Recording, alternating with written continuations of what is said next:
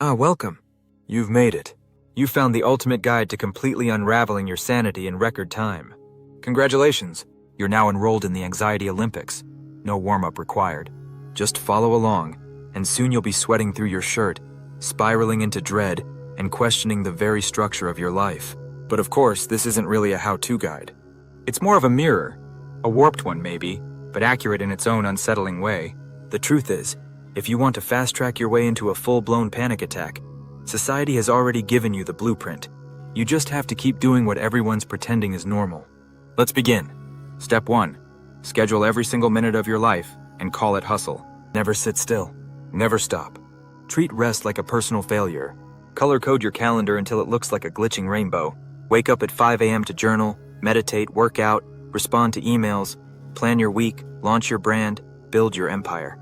Sleep is for amateurs. If your to-do list doesn't give you heart palpitations, you're clearly not trying hard enough. Somewhere along the way, productivity became a religion. And now we all tithe with our time. We glorify exhaustion, romanticize burnout, and praise those who can juggle flaming swords while smiling for the camera. But what happens when the sword slips? What happens when you finally drop the mask and realize you haven't actually felt anything in weeks? No worries. That leads us perfectly into step 2. Start your day by checking every single notification you've missed overnight. Don't even get out of bed. Just grab your phone and dive straight into the digital chaos. Read that email from your boss. Doom scroll through headlines. Compare your morning face to a filtered influencer's brunch. Feel the adrenaline spike before your feet touch the ground. It's kind of poetic in a twisted way, using a screen to simulate connection while your brain short-circuits from the overload. Social media tells you to relax and unwind.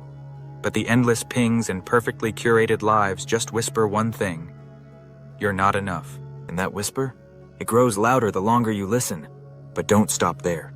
For step 3, you'll want to avoid all forms of exercise, nature, and human touch. Stay inside. Close the curtains. Call fresh air a distraction. Convince yourself that walking is only for errands, and that physical affection is too vulnerable, too messy, too much. Forget that your body is designed to move, to sweat, to breathe, to connect. It's easier to feel isolated when you convince yourself you don't need anyone. Easier to numb yourself when you pretend you're a machine. But there's a cost to that armor. It rusts from the inside out.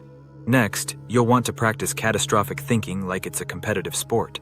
Something small goes wrong? Perfect. Blow it out of proportion. Didn't get a reply to your message? They probably hate you. Made a mistake at work? Your entire career is over. Feel a weird ache in your side?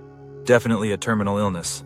Catastrophizing is like holding a magnifying glass over your worries until they burn holes straight through your peace of mind. It's a kind of mental self-harm, quiet, invisible, but devastating. And the worst part? You're the one writing the script. Now for the final touch. Sleep only when you're dead. Or never. Convince yourself that rest is optional, that closing your eyes is a waste of potential. Brag about how little you slept, like it's a status symbol. Drink coffee until your hands shake. When your thoughts start racing at 2 a.m. and your chest feels tight, remind yourself, this is the grind. This is the price of ambition.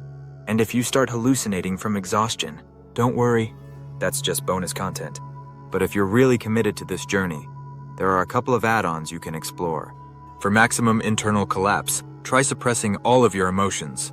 Tell yourself that feelings are weak, messy, irrational. Bury them under sarcasm or silence. Keep smiling while your insides fracture. The trick is to treat your heart like a ticking bomb, and then act surprised when it explodes. Still not enough? Surround yourself with people who drain you. Call it networking. Spend your energy performing instead of being. Seek approval from those who don't see you. And when your soul feels hollow, post a selfie with a motivational quote. You see, panic doesn't arrive all at once. It builds slowly like pressure in a sealed jar. Every ignored emotion, every sleepless night, every fake smile, they all add up. Until one day your body hits the alarm switch. That pounding chest, those trembling hands, that sudden terror with no clear source. That's not weakness. That's your nervous system waving a red flag. A signal. A warning. Because the truth is, panic isn't the enemy. It's the messenger. It's your body begging you to stop pretending you're okay. So maybe the real question isn't, how do I avoid panic? Maybe it's, what is my panic trying to protect me from? What if, instead of running from it, you listened? Because there is another way.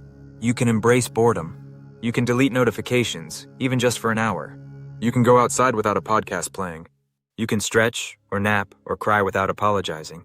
You can choose people who refill you, not just tolerate you. You can let go of the idea that your value depends on your productivity. You are allowed to exist without performing. You are allowed to feel without filtering. You are allowed to rest without earning it. Irony is a sharp tool, but it can carve out truth if you let it. And humor? Humor can be a kind of healing. It helps us survive what we don't yet know how to fix. So if you followed this guide step by step and still feel totally fine, congratulations. You're either enlightened or in complete denial. Either way, maybe now's a good time to take a breath. A real one. The kind that doesn't serve a purpose.